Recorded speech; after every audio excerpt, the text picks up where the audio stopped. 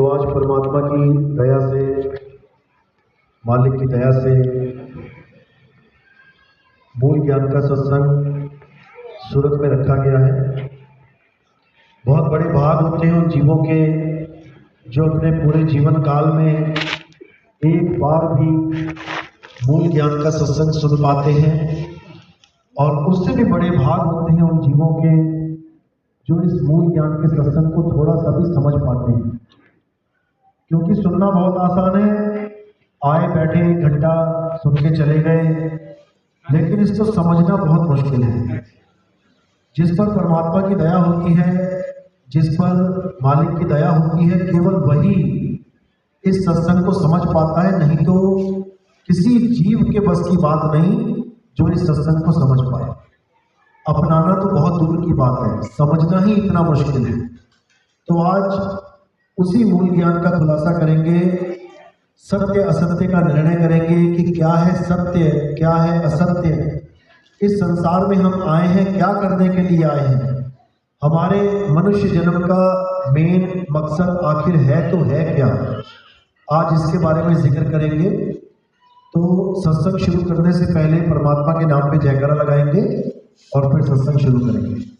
बोलिए परमपिता परमात्मा की जय, सदगुरुबंदी छोड़ कबीर साहिब की जय, सभी संतों की जय, सभी भक्तों की जय, आज के आनंद की जय, सकल हंस को बंदगी साहिब बंदगी सब।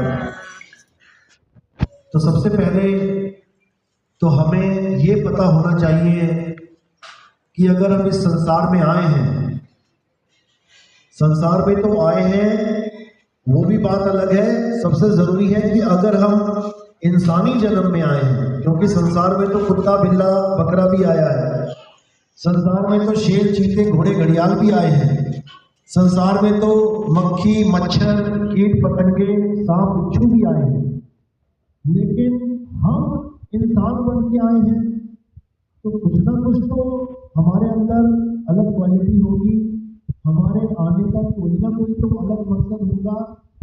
हम जानवर बन के नहीं आए हैं, इसका मतलब कुछ ना कुछ तो अलग काम करने के लिए आए हैं।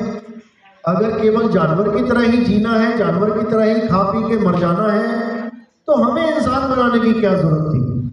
अगर संसार में, जैसे आपको पता है कि संसार क्या है, बच्चे का जन्म हो जाना और एक दिन मृत्यु हो जाना, यही संसार है। पैदा होते जाओ मरते जाओ। अरे पैदा तो कुत्ता बिल्ला भी होता है, पैदा तो सांप बिच्छू भी होता है, पैदा तो आदमी औरत भी होते हैं और मर भी जाते हैं, लेकिन कुछ तो फर्क होगा दोनों में।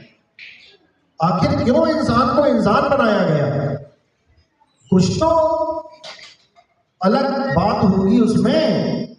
इस जीवन में आने का कुछ तो अलग मकसद होगा। या तुम भी एक चूहे बिल्ली की तरह पैदा हुए और एक दिन मर जाओ, हो गया खत्म खेल। वो भी खाया पिया, उसने भी बच्चे पैदा किए और निकल गया। तुम भी आओ, खाओ पियो, बच्चे पैदा करो, निकल जाओ। फर्क क्या रहा? बहुत बड़ा फर्क है। इस फर्क को जानना पड़ेगा। जब तक ये फर्क समझ में नहीं आएगा तब तक तुम आते जाते ही रहोगे।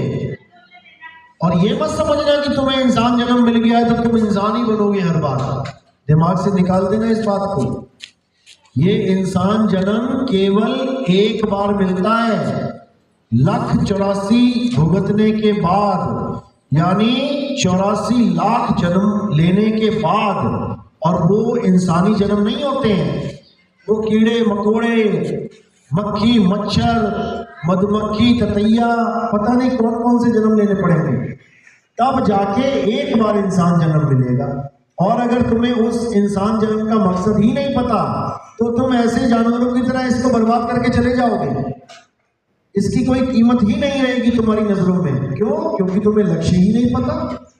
लेकिन अगर एक बार लक्ष्य पता लग गया कि ये इंसानी जन्म आखिर हमने किस काम में लाना है, उसके बाद तुम जाग जाओगे। उसके बाद तुम इसको गवाओगे नहीं। बेवकूफ भी होगा कोई जो इसको गवाएगा। तुम्हारे पास एक किश्ती है, यानी एक नाव है, और तुम्हें नदी के पार जाना है, तो कोई मूर्ख ही होगा जो उस नाव में कभी छेद करेगा। जिसको पता ही नहीं है कि ये नाव किस काम के लिए, वो सोचेगा लकड़ी है, सर्दी पड़ेगी तो कहो उसको तोड़ तोड़ के आग जला के सेकने लग जाए।